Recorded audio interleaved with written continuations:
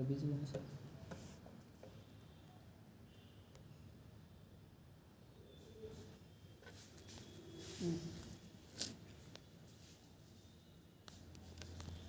आज नए चैप्टर को लेकर आज हम आपके सामने हैं। पहला प्रश्न भी आप पढ़ रहे होंगे। मान एक व्यक्ति का तय करते हैं, मतलब values decide the of a person.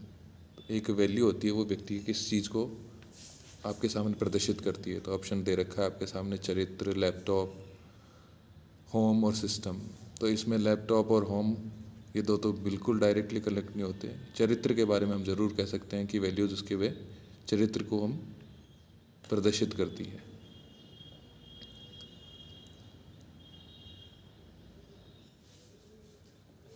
दूसरा प्रश्न है कि we have freedom to go to temple, church और mosque for prayer. This pillar of character is called. हमें प्रार्थना के लिए मंदिर, चर्च या मस्जिद जाने की स्वतंत्रता है। चरित्र के इस स्तंभ को कहा जाता है: जिम्मेदारी, बेईमानी, ईमानदारी या आदर। तो ये एक तरह का रेस्पेक्ट होता है जो हम प्रार्थना के समय में आपके सामने देखता है। किसी भी चर्च में जाते हैं तो भी एक रेस्पेक्ट दी जाती है। जिम्मेदारी किसी की नहीं है, बेईमानी या चीटिंग का कहीं ऑप्शन नहीं है, ऑनेस्टी का भी यहाँ कोई पर्पज़ बनता नहीं है, क्योंकि एक पिलर की बात हो रही है तो आदर की बात है।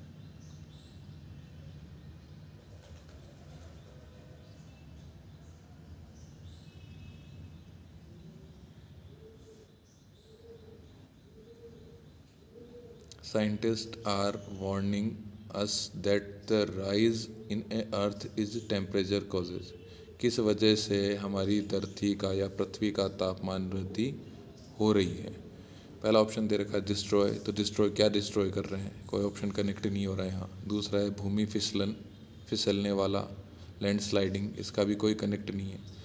गर्म, तो टेम्परेचर की बात तो कर ही रहे हैं हम, तो इसलिए इसका डायरेक्ट ऑप्शन क्लिक करेंगे हम, ग्लोबल वार्मिंग, जो कि कई तरह से हमारी पृथ्वी को नुकसान पहुंचाती है। तो ग्लोबल वार्मिंग में इसका ऑप्शन सही होगा।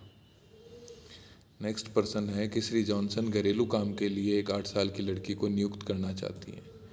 भारत पर इस पर रोक लगाते हैं क्योंकि यह तटस्थ है, आम है, शोषण के खिलाफ अधिकार है या police.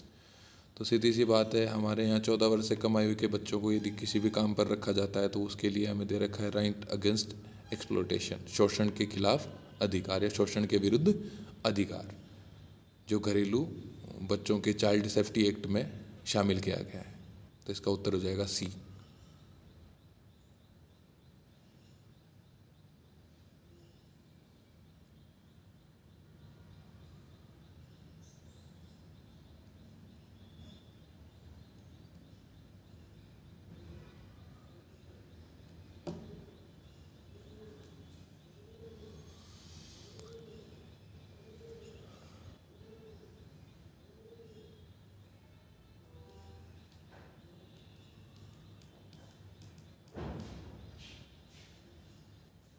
Indian constitution is a set of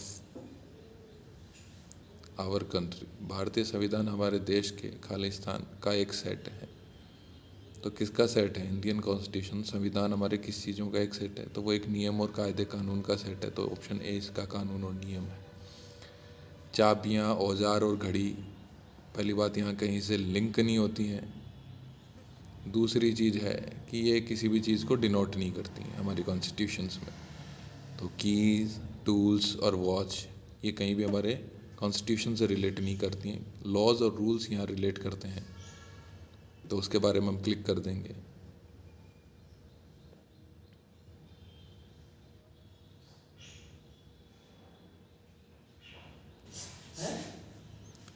एक व्यक्ति जो किसी देश के कानून का सम्मान और अनुसरण करता है वह एक है। व्यापारिक व्यक्ति है, बुरे कर्मचारी है, जिम्मेदारी नागरिक है या छोटा बच्चा है। तो जो फॉलो करता है किसी भी कंट्री के रूल्स और रेगुलेशन को, तो वो एक रिस्पॉन्सिबल सिटीजन कहलाएगा। तो आप ये भी देख सकते हैं कि ऑप्शन से डायरेक्ट क्लिक या उससे डायरेक्ट कनेक्ट कौन सा ऑप्शन होता है। तो हम कोशिश करिए कि ऑप्शंस के थ्रू भी क्वेश्चंस को अटेम्प्ट करें ताकि आपके रॉन्ग होने के चांसेस कम से कम हो। क्योंकि यहाँ कोई भी पर्सन में आप जैसे एक पॉइंट हटा सकते हैं बैड एम्प्लॉय, तो वो कहीं कनेक्ट नहीं हो रहा था। नेक्स्ट क्वेश्चन है cutting down of trees for farming and housing purpose is called. वनों की कटाई, भूमि, फॉरेस्ट और डेस्टिनी। तो अब अंदाज़ा लगाइए आप कि यहाँ क्या कहलाएगा उसको।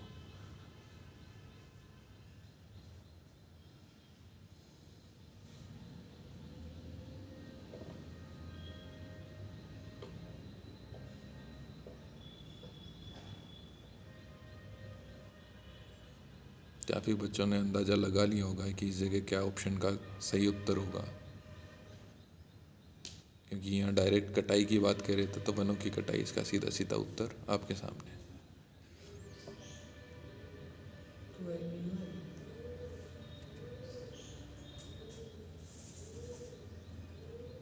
क्योंकि भूमि, जंगल और तकदीर तो यहाँ डायरेक्टली कनेक्ट नहीं होती है, तकदीर तो बिल्कुल कनेक्ट नहीं होता, इसलिए वनों की कटाई इसका सही ऑप्शन होगा। अगला प्रश्न है, addition of harmful smoke gases and chemicals to the environment in large quantity is called. बड़ी मात्रा में पर्यावरण के लिए हानिकारक धुएं, गैसों और रसायनों के अलावा को कहा जाता है। तो कॉमन सेंस की सी बात है, उसे क्या कहा जाएगा? वो पॉल्यूशन ही कहलाएगा, प्रदूषण, ना कि वायु, हवा या आंधी कहलाएगा। तो ये बड़े से इजी क्वेश्चंस हैं जो आपके सिलेबस को जस्टिफाई तो नहीं करते, लेकिन फिर भी आपके सिलेबस से कोऑर्डिनेट ज़रूर करते हैं। तो इन प्रश्नों को थोड़ा सा ध्यान से पढ़िए और वहाँ पढ़ते समय गलती ना करें, क्योंकि कई बार होता है कि हम पढ़ते समय गलती कर जाते हैं और वो क्वेश्चन हमें बाद में रियलाइज़ करवाता है। दूसरी चीज़, प्रदर्शन आपके परसेंटेज इंक्रीज़ करेंगे क्वेश्चंस में यदि आप सही पढ़ के जाते हो तो। रीता ने कार्यालय में ये हिंदी ट्रांसलेशन सही नहीं है इसका। रीता को कार्यालय में कोई सामान या पर्स पाया जाता है, वह उसे कार्यालय प्रबंधक को देते हैं, तो इससे पता चलता है कि यह उसके पास है।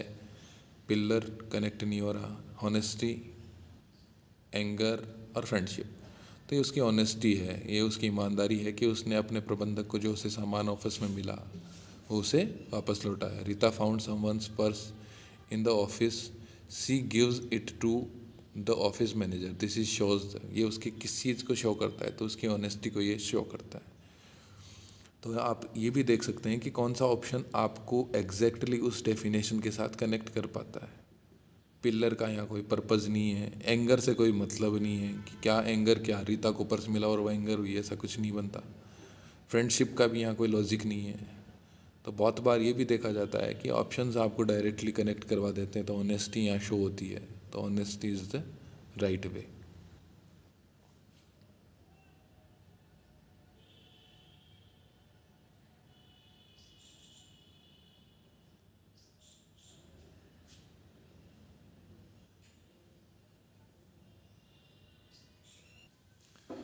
नेक्स्ट प्रश्न दे रखा है कि it is not good to forward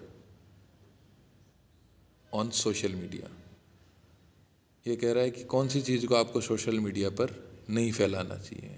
तो फेक न्यूज़, मैसेजेस, ग्रीटिंग्स या song.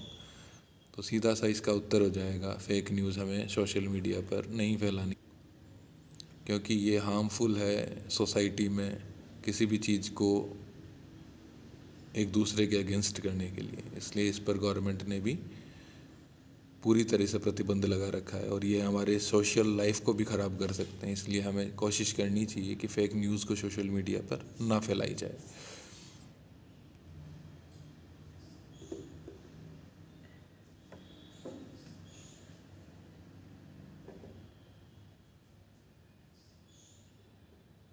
The constitution of India is also called, भारतीय संविधान को भी जाना जाता है। तो अन्य किस नाम से जाना जाता है भी? भारतीय अकादमी, भारतीय संविधान, उपन्यास या अखबार? तो सीधी सी बात है, भारतीय कॉन्स्टिट्यूशन, इंडियन कॉन्स्टिट्यूशंस को, भारतीय संविधान को भारतीय संविधान के नाम से ही जाना जाएगा। तो बी ऑप्शन इसमें राइट होगा।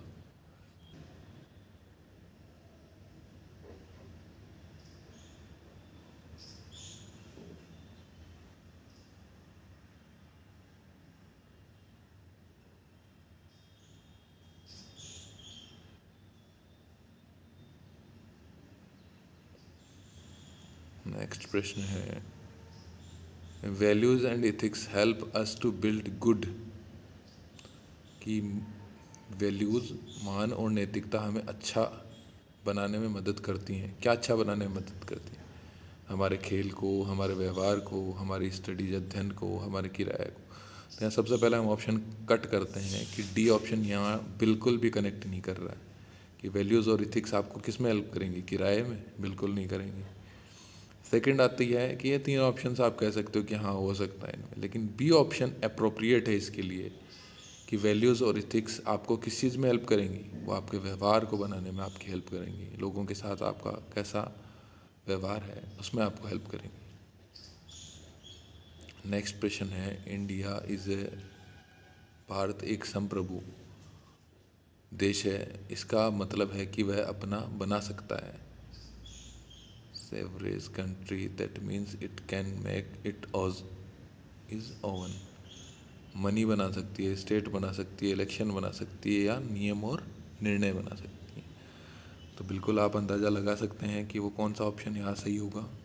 मनी, स्टेट, इलेक्शन या रूल्स एंड डिसीजंस।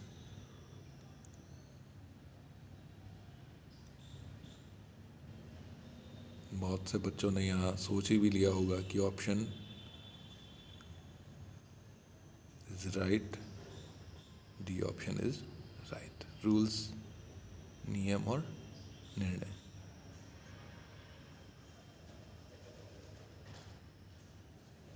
पानी में रसायन अपशिष्ट प्लास्टिक को जारी करना, मतलब उसमें डालना कहा जाता है।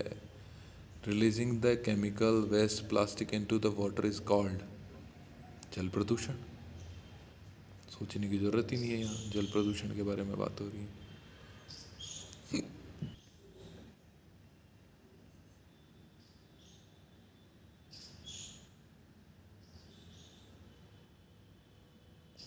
Shyam avoid the use of plastic and chemical fertiliser, he is following. Shyam plastic और रासायनिक उर्वरकों के उपयोग से बचता है। वह किसका अनुसरण कर रहा है? हरी जीवन शैली का, आधुनिक जीवन शैली का, व्यस्त जीवन शैली का, या नन? तो ग्रीन लाइफस्टाइल को वो क्या फॉलो कर रहा है? तो हरी जीवन शैली का वो क्या कर रहा है? अनुसरण कर रहा है। Option is right.